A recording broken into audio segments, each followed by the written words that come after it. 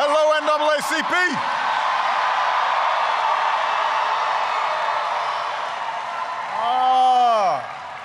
It's good to be back. How y'all doing today? You doing fine? You look fine. All right, everybody have a seat. I got some stuff to say. I've got some stuff to say.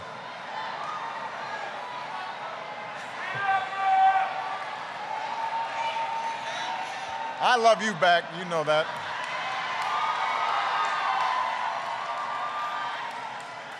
So, see now, whenever people have like little signs, y'all got to write it bigger because I'm getting old now. And I like that picture of me. That's very nice, thank you. Let's get something out of the way up front. I am not singing today.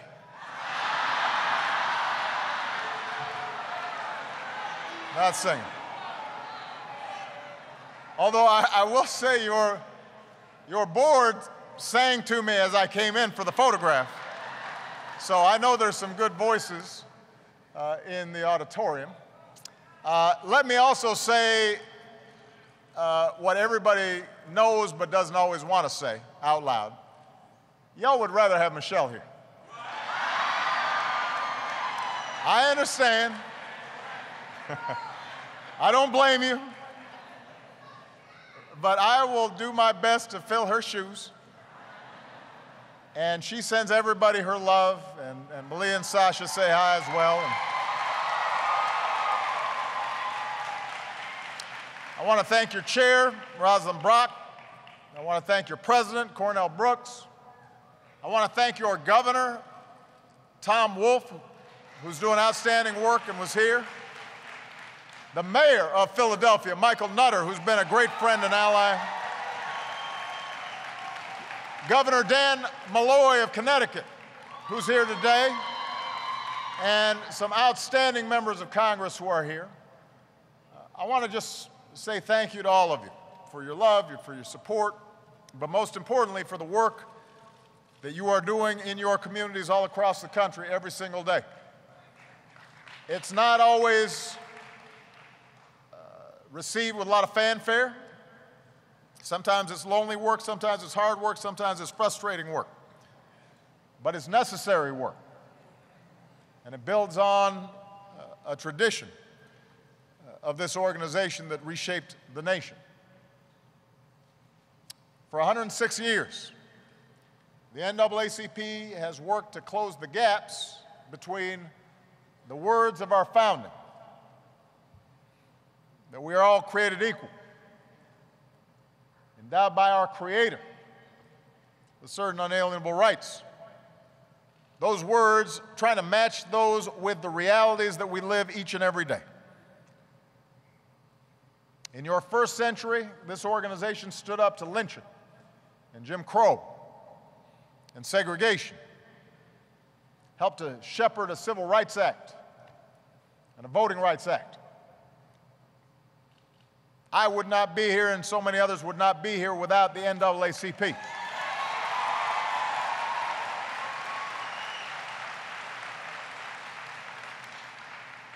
In your second century, we've worked together to give more of our children a shot at a quality education, to help more families rise up out of poverty, to protect future generations from environmental damage, to create fair housing, to help more workers find the purpose of a good job. And together we've made real progress, including a My Brother's Keeper initiative to give more young people a fair shot in life, including the passage of a law that declares health care is not a privilege for the few, but a right for all of us.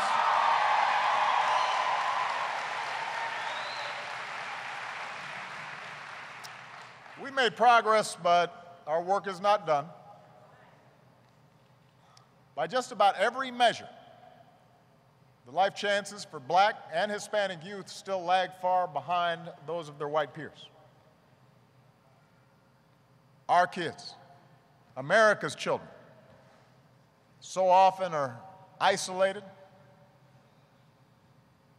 without hope, less likely to graduate from high school, less likely to earn a college degree, less likely to be employed, less likely to have health insurance, less likely to own a home.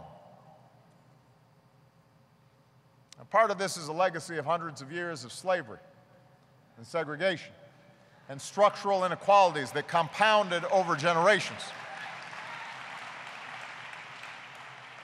It did not happen by accident.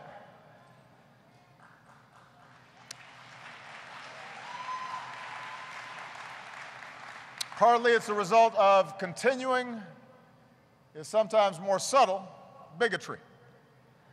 Whether in who gets called back for a job interview, or who gets suspended from school, or what neighborhood you're able to rent an apartment in, which, by the way, is why our recent initiative to strengthen the awareness and effectiveness of fair housing laws is so important.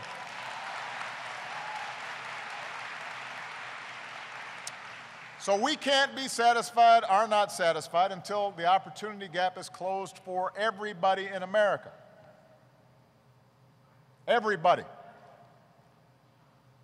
But today I want to focus on one aspect of American life that remains particularly skewed by race and by wealth, a source of inequity that has ripple effects on families and on communities and ultimately on our nation. And that is our criminal justice system.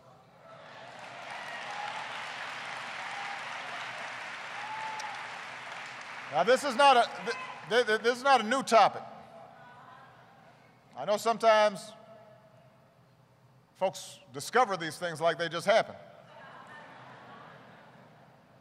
There's a long history of inequity in the criminal justice system in America. When I was in the state legislature in Illinois, we worked to make sure that we had videotaping of interrogations because there were some problems there.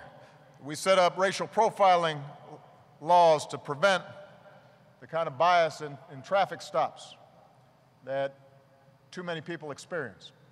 Since my first campaign, I've talked about how in too many cases our criminal justice system ends up being a pipeline from underfunded, inadequate schools to overcrowded jails.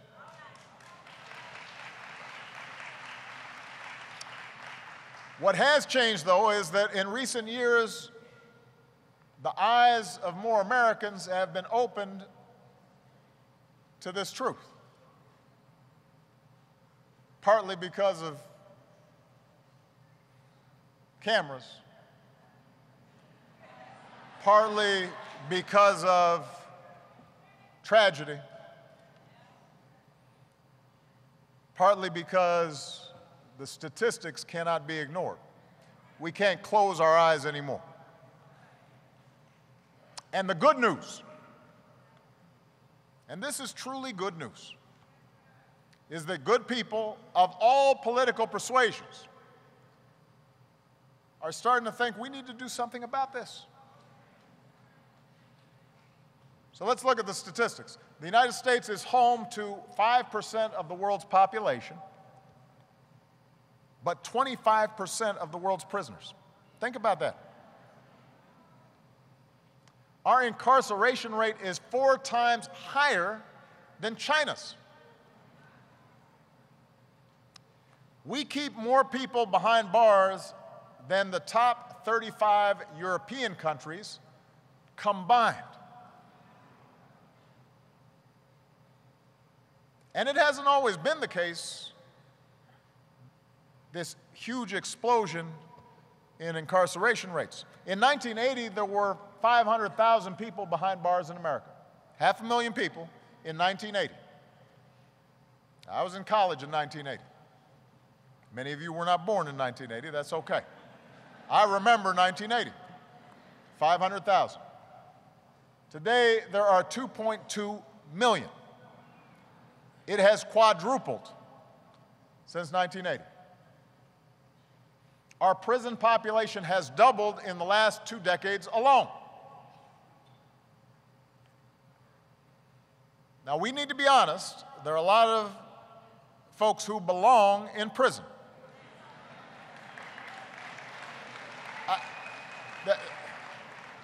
If we're gonna deal with this problem and the inequities involved, then we also have to speak honestly.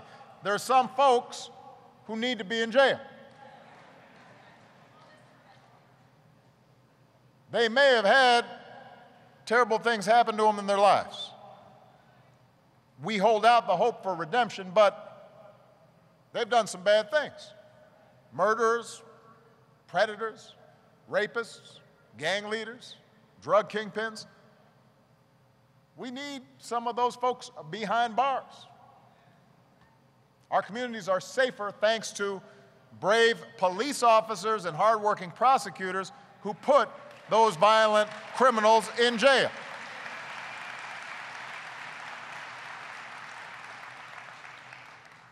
And the studies show that up to a certain point, tougher prosecutors and stiffer sentences for these violent offenders contributed to the decline in violent crime over the last few decades. Although the science also indicates that you get a point of diminishing returns. But it is important for us to recognize that violence in our communities is serious, and that historically, in fact, the African American community oftentimes was under-policed rather than over-policed. Folks were very interested in containing the African American community so it couldn't leave segregated areas, but within those areas, there wasn't enough police presence. But here's the thing. Over the last few decades, we've also locked up more and more nonviolent drug offenders than ever before for longer than ever before. And that is the real reason our prison population is so high. In far too many cases, the punishment simply does not fit the crime.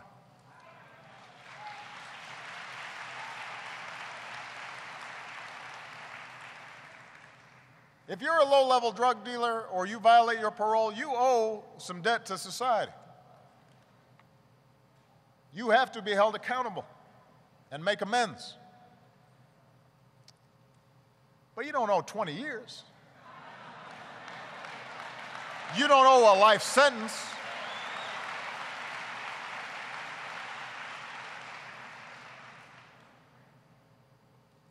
That's disproportionate to the price that should be paid. And by the way, the taxpayers are picking up the tab for that price. Every year, we spend $80 billion to keep folks incarcerated. $80 billion. Now, just to put that in perspective, for $80 billion, we could have universal preschool for every 3-year-old and 4-year-old in America.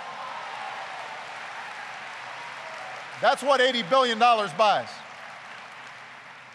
For $80 billion, we could double the salary of every high school teacher in America.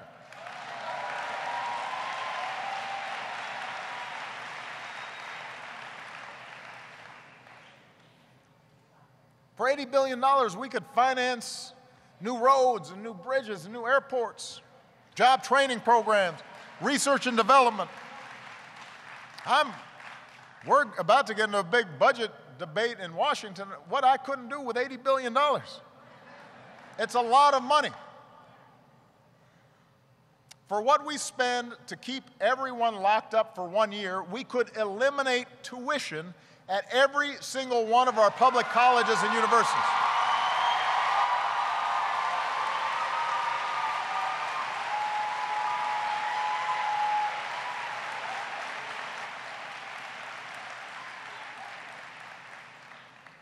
As Republican Senator and presidential candidate Rand Paul has said. No, and to his credit, he's been consistent on this issue. Imprisoning large numbers of nonviolent drug offenders for long periods of time costs the taxpayers money without making them any safer. Roughly 1/3 of the Justice Department's budget now goes toward incarceration. 1/3. And there are outstanding public servants at our Justice Department, starting with our outstanding Attorney General, Loretta Lynch. And we've got some great prosecutors here today.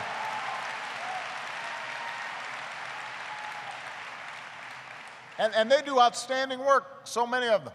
But every dollar they have to spend keeping nonviolent drug offenders in prison is a dollar they can't spend going after drug kingpins, or tracking down terrorists, or hiring more police and giving them the resources that would allow them to do a more effective job community policing.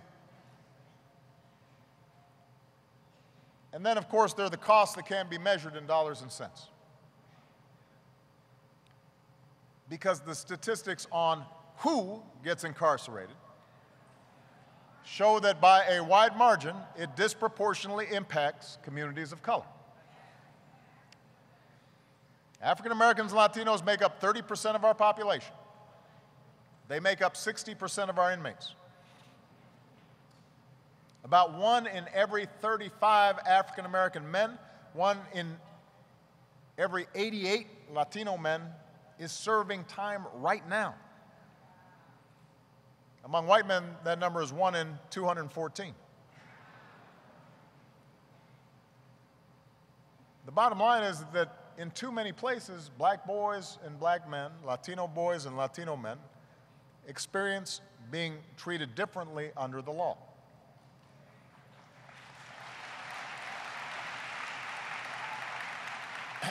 And I want to be clear, this is not just anecdote. This is not just barbershop talk.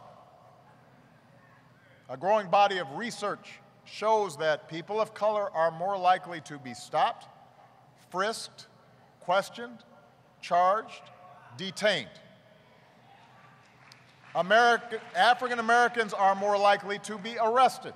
They are more likely to be sentenced to more time for the same crime.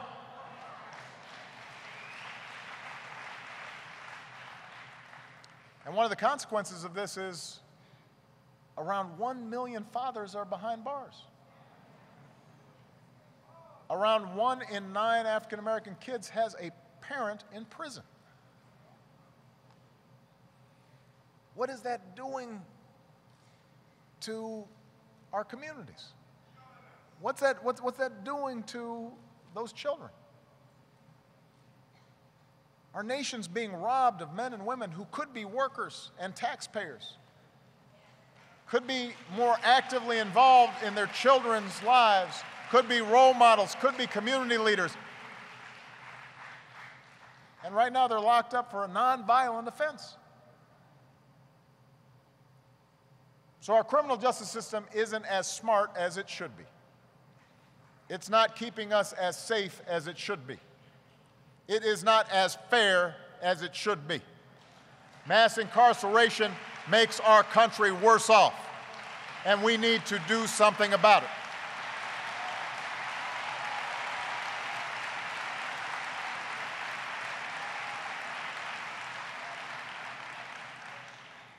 But here's the good news.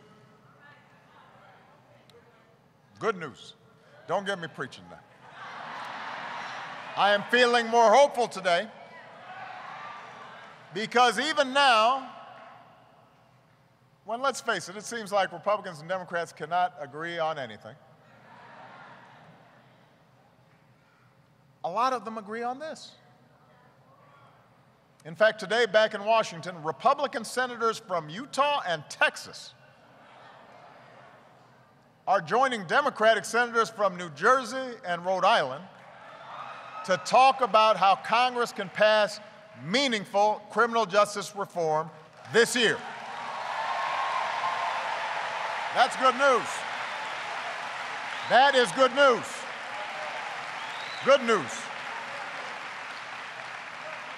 That doesn't happen very often.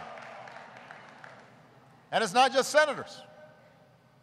This is a cause that's bringing people in both the houses of Congress together, It's created some unlikely bedfellows. You've got Van Jones and Newt Gingrich. You've got Americans for Tax Reform and the ACLU. You've got the NAACP and the Koch brothers.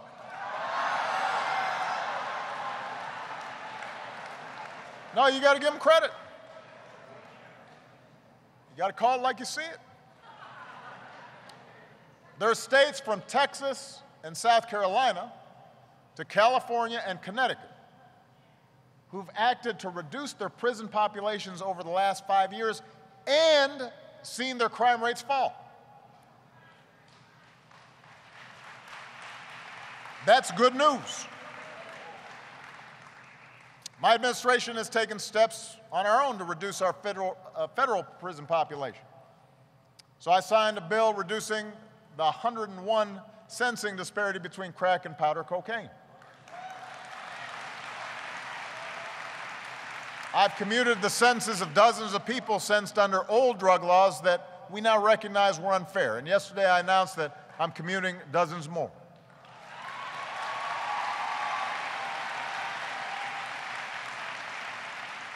Under the leadership of Attorney General Eric Holder, now continued by Loretta Lynch, federal prosecutors got what he called smart on crime, which is refocusing efforts on the worst offenders, pursuing mandatory minimum sentences 20% less often than they did the year before. The idea is you don't always have to charge the max. To be a good prosecutor, you need to be proportionate. And it turns out that we're solving just as many cases, and there are just as many plea bargains, and it's working. It's just that we've eliminated some of the excess. And recently, something extraordinary happened. For the first time in 40 years, America's crime rate and incarceration rate both went down at the same time. That happened last year. So there's some momentum building for reform. There's evidence mounting for why we need reform.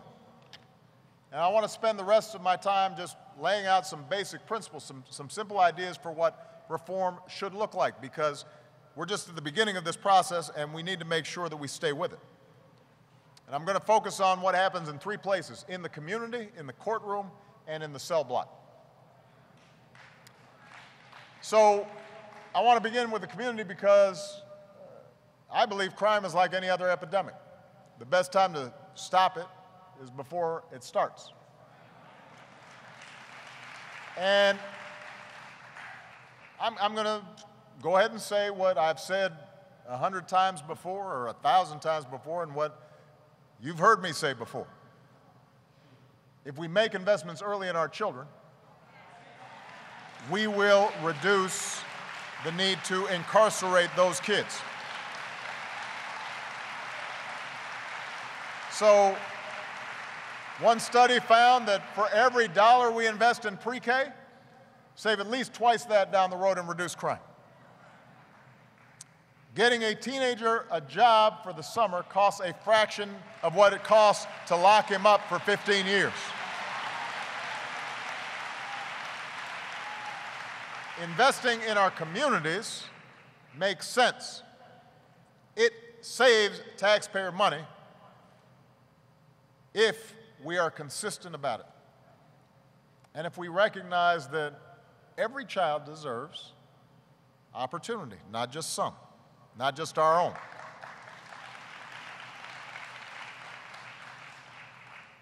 What doesn't make sense is treating entire neighborhoods as little more than danger zones, where we just surround them.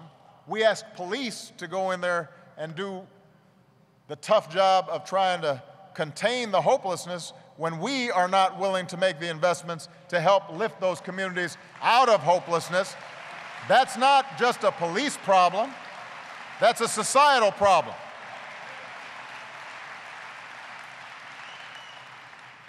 Places like West Philly, or West Baltimore, or Ferguson, Missouri, they're part of America too. They're not separate. They're part of America like anywhere else. The kids there are American kids, just like your kids and my kids. So we got to make sure boys and girls in those communities are loved and cherished and supported and nurtured and invested in. And we have to have the same standards for those children as we have for our own children. So if you are a parent, you know that there are times where boys and girls are going to act out in school. And the question is, are we letting principals and parents deal with one set of kids and we call the police on another set of kids? That's not the right thing to do.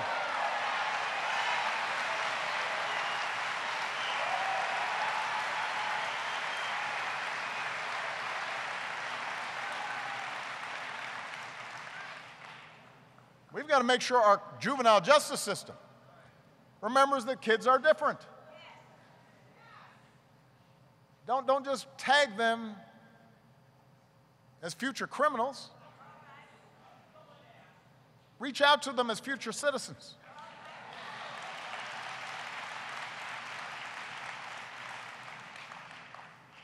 And even as we recognize that police officers do one of the toughest, bravest jobs around, and we do everything in our power,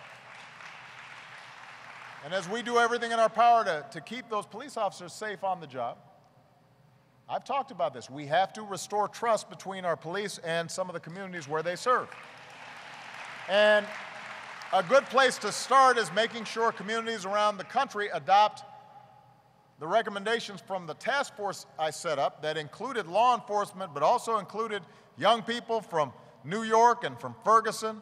And they were able to arrive at a consensus around things like better training, better data collection, to make sure that policing is more effective and more accountable, but is also more unbiased. So these are steps in the community that will lead to fewer folks being arrested in the first place. Now, they won't eliminate crime entirely. There's going to be crime. And that's why the second place we need to change is in the courtroom.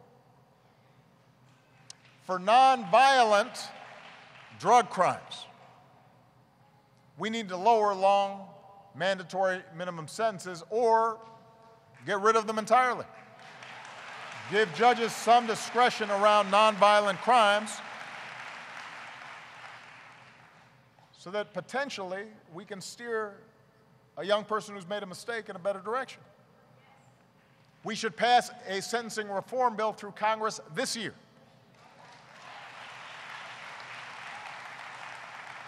We need to ask prosecutors to use their discretion to seek the best punishment, the one that's going to be most effective, instead of just the longest punishment.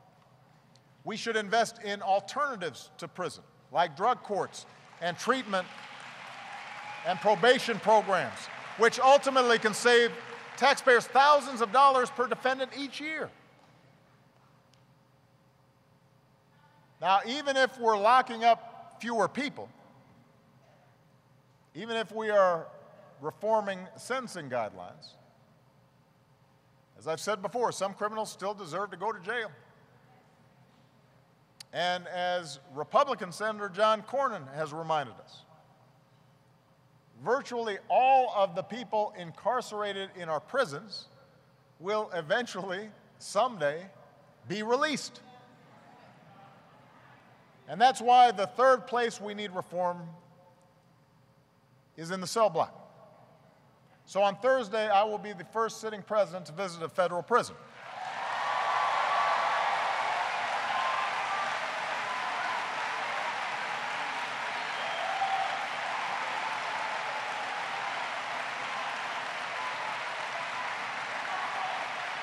And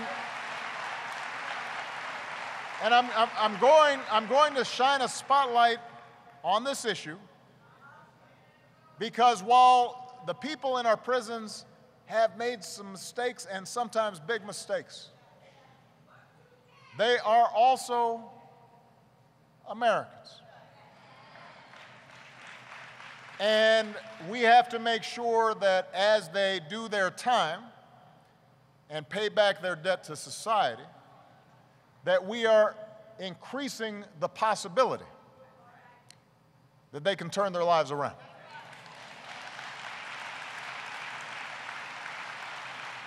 That doesn't mean that we will turn everybody's life around. That doesn't mean there aren't some hard cases. But it does mean that we want to be in a position in which if somebody in the midst of imprisonment recognizes the error of their ways, is in the process of reflecting about where they've been and where they should be going, we've got to make sure that they're in a position to make the turn. And that's why we should not tolerate conditions in prison that have no place in any civilized country. We should not be tolerating overcrowding in prison. We should not be tolerating gang activity in prison. We should not be tolerating rape in prison, and we shouldn't be making jokes about it in our popular culture. That's no joke. These things are unacceptable.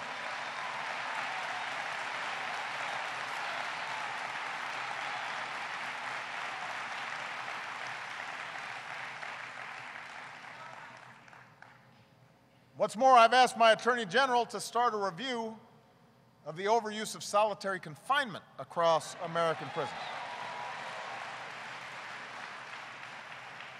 The social science shows that an environment like that is often more likely to make inmates more alienated, more hostile, potentially more violent.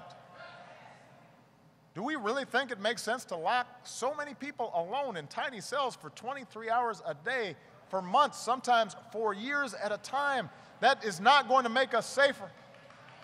That's not going to make us stronger. And if those individuals are ultimately released, how are they ever going to adapt? It's not smart. Our prisons should be a place where we can train people for skills that can help them find a job, not train them to become more hardened criminals. And I don't want to pretend like this is all easy. But some places are doing better than others. Montgomery County, Maryland, put a job training center inside the prison walls to give folks a head start in thinking about what might you do otherwise than committing crime. That's a good idea. Here's another good idea, one with bipartisan support in Congress. Let's reward prisoners with reduced sentences if they complete programs that make them less likely to commit a repeat offense.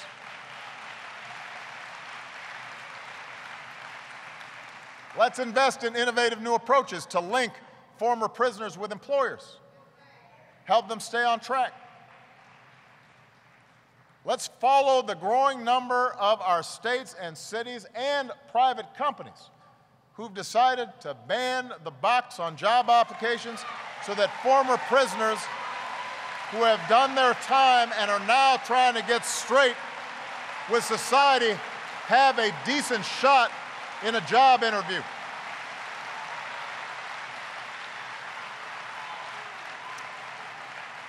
And if folks have served their time and they've re-entered society, they should be able to vote.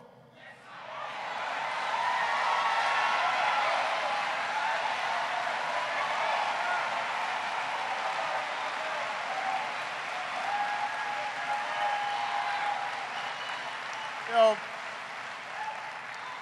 communities that give our young people every shot at success, courts that are tough but fair, prisons that recognize eventually the majority will be released, and so seek to prepare these returning citizens to grab that second chance. That's where we need to build.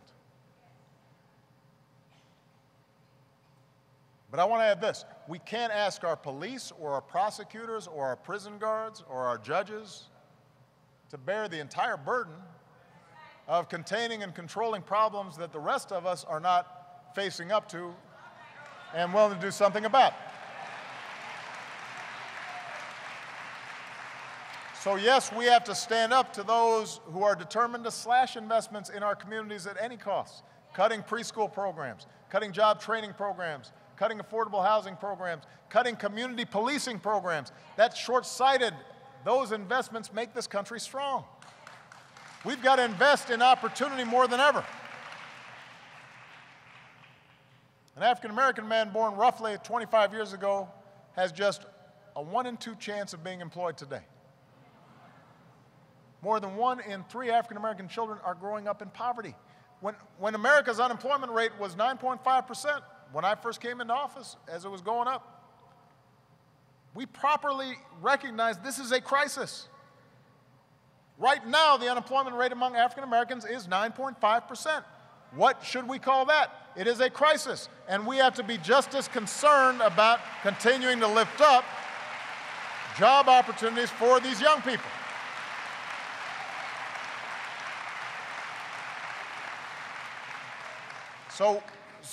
Today I've been talking about the criminal justice system, but we have to recognize that it's not something we can view in isolation.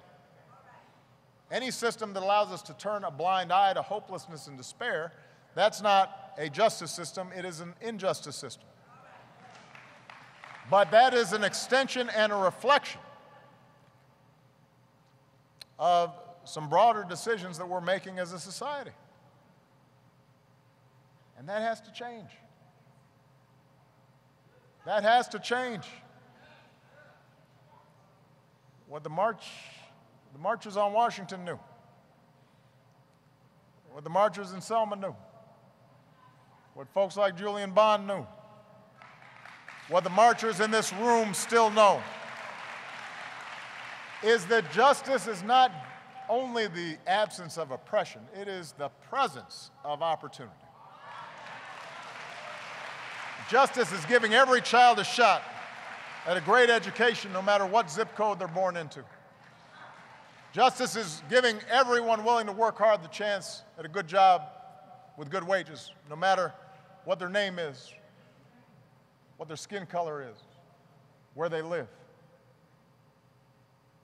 50 years after the Voting Rights Act, justice is protecting that right for every American. Justice is living up to the common creed that says, I am my brother's keeper and my sister's keeper. Justice is making sure every young person knows they are special and they are important and that their lives matter, not because they heard it in a hashtag, but because of the love they feel every single day. Not just love from their parents, not just love from their neighborhood, but love from police, love from politicians, love from somebody who lives on the other side of the country but says that young person is still important to me.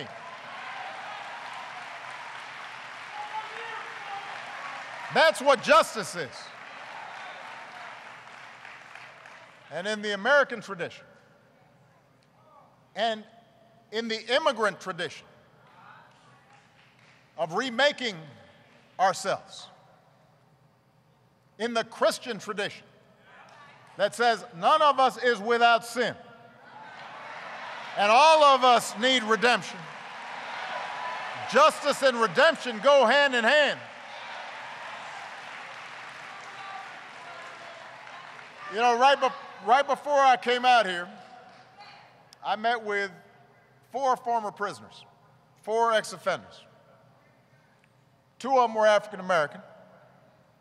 1 of them was Latino. 1 of them was white. All of them had amazing stories.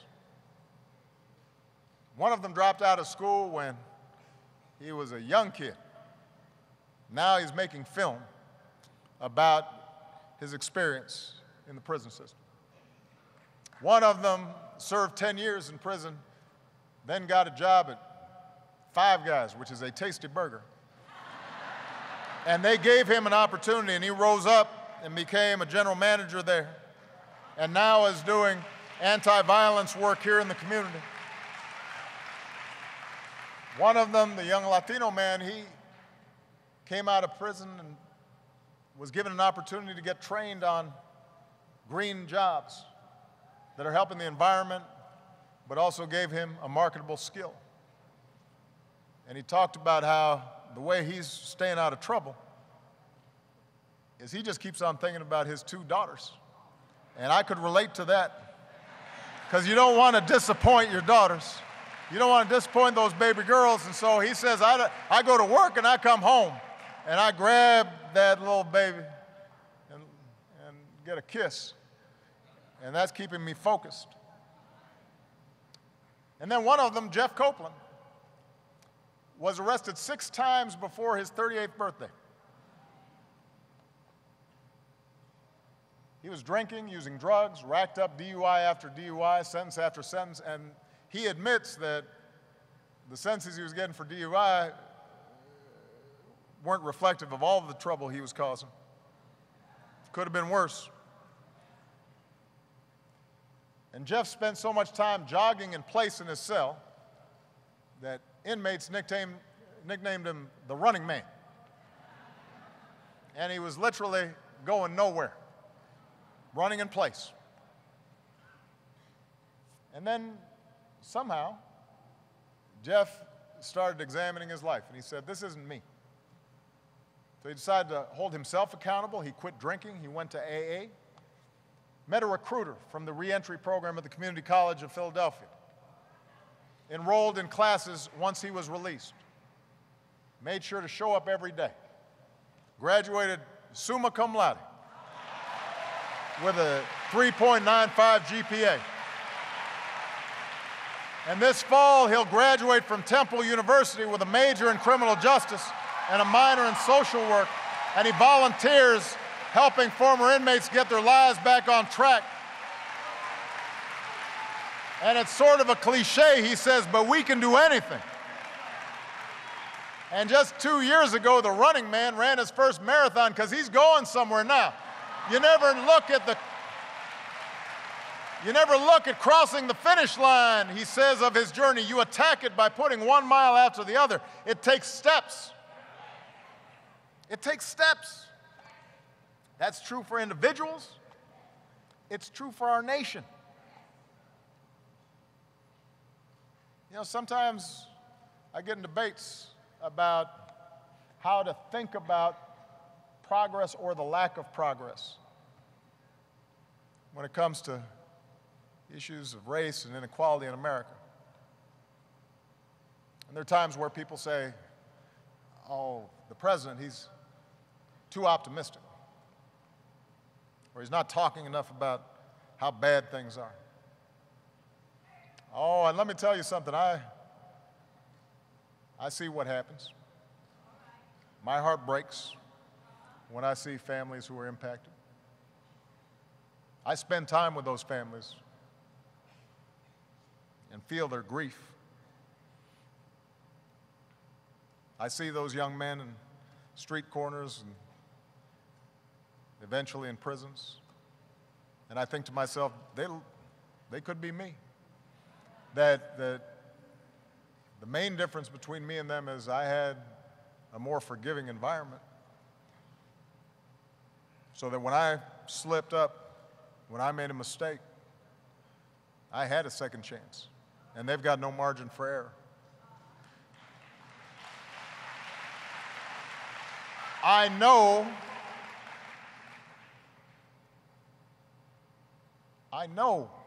how hard things are for a lot of folks. But I also know that it takes steps, and if we have the courage to take that first step, then we take a second step. And if we have the courage to take the second step, then suddenly we've taken 10 steps. Next thing you know, you've taken 100 steps, and that's true not just for us as individuals, but that is true for us as a nation. We are not perfect, but we have the capacity to be more perfect, mile after mile, step after step. And they pile up one after the other, and pretty soon that finish line starts getting into sight, and we are not where we were. We're in a better place because we had the courage to move forward. So we cannot ignore the problems that we have, but we can't stop running the race. That's how you win the race. That's how you fix a broken system.